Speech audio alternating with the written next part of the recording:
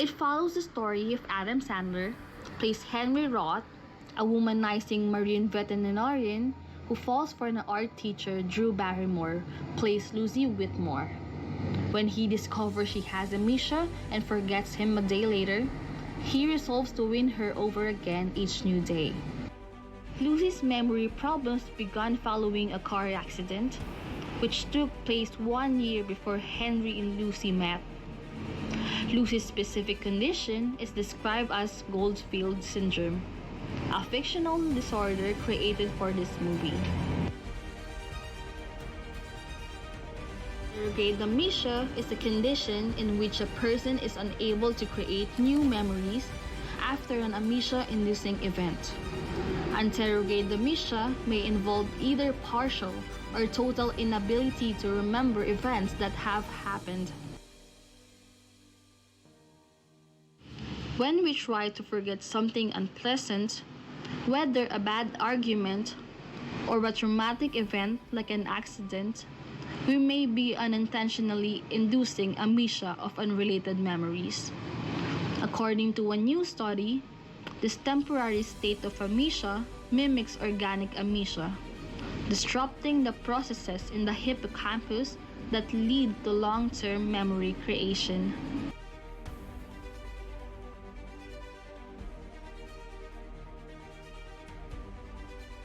Location in your brain is thought to depend on its age. To lose old memories, you must have widespread brain deterioration. This can be caused by Alzheimer's disease or other forms of dementia. People with dementia usually lose more recent memories first and keep older memories longer. Oxygen levels can also affect your entire brain and lead to memory loss. This condition is called anoxia. If the anoxia isn't severe enough to cause brain damage, the memory loss can be temporary. Hippocampus is a part of the brain and limbic system responsible for memory. Its activities include forming memories, organizing memories, and retrieving them when needed. Its cells are some of your brain's most energy-hungry and fragile. They are most easily disrupted by anoxia and other threats such as toxins. When your hippocampus is impaired, you will have difficulty forming new memories. If your hippocampus is damaged in both halves of your brain, you can develop complete anterograde amnesia. Head injuries as well as stroke, tumors, and infections can also cause damage to your brain. This damage can include permanent memory problems. Concussions commonly disrupt memories of the hours, days, or weeks before and after you were injured. Long-term alcohol use can cause a blackout. This is a temporary form of anterograde amnesia. Long-term alcoholism can cause Wernicke-Korsakoff syndrome. If you develop this condition, you will have difficulty forming new memories but may not be aware of them. Severe trauma or stress can also cause dissociative amnesia. With this condition, your mind rejects thoughts, feelings, or information that you're too overwhelmed to handle. A specific type of dissociative amnesia called dissociative fugue can lead to unexpected traveling or wandering. It can also lead to amnesia around the circumstances of traveling as well as forgetting other details of your life. According to WebMD, if you receive electroconvulsive therapy for depression or other conditions, you could experience retrograde amnesia of the weeks or months before your treatment. You could also experience anterograde amnesia, usually resolving within 2 weeks of the treatment.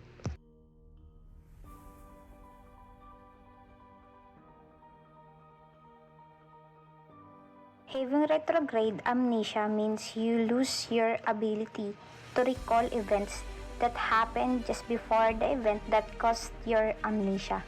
Usually, this affects recently made memories, not those from years ago.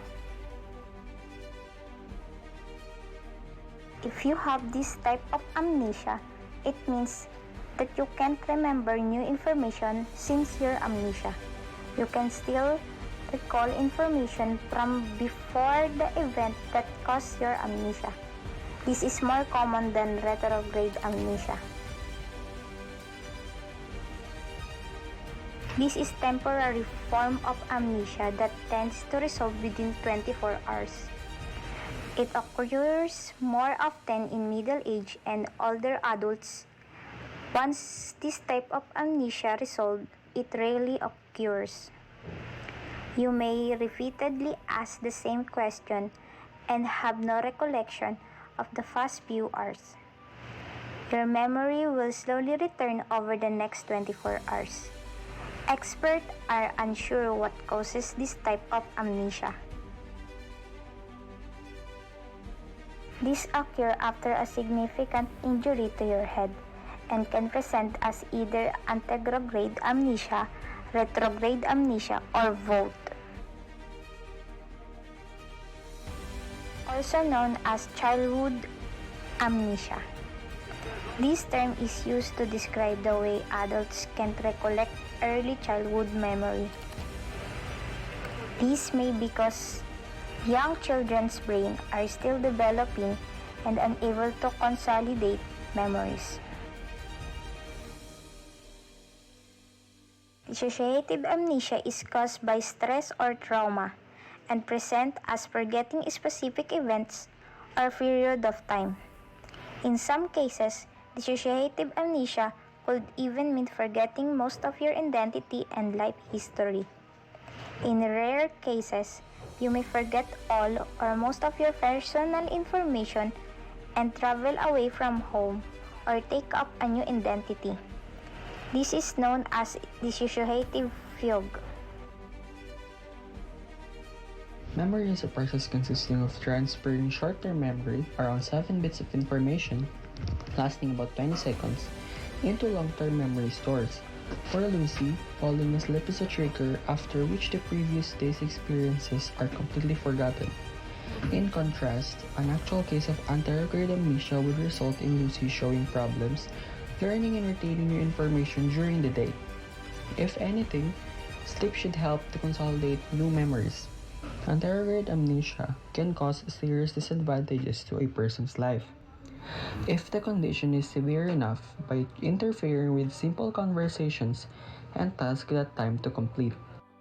In neuropsychological literature, the famous case of Hyundai Molaison, known as HM, a man with severe anterograde amnesia, slowly built a subconscious or implicit recognition of his doctor over time, but was not able to consciously recognize that he knew him. Hyundai Molaison's amnesia was a result of a highly risky psychosurgical procedure, an operation designed to cure debilitating epilepsy he had suffered since childhood.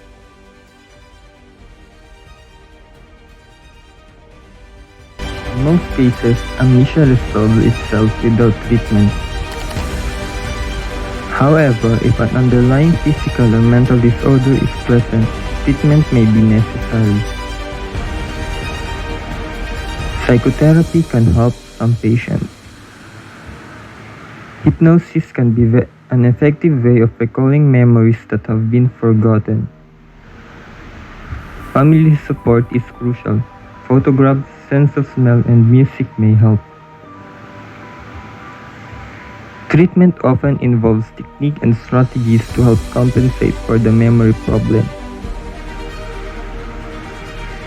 This may involve working with an occupational therapist to acquire new information to replace lost memories as a basis for acquiring new information. Learning strategies for organizing information to make it easier to restore.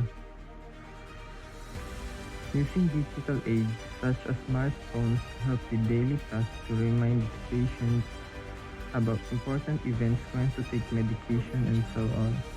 A contact list with photographs of patients may be helpful. There are presently no medications for establishing cognitive decline because of amnesia.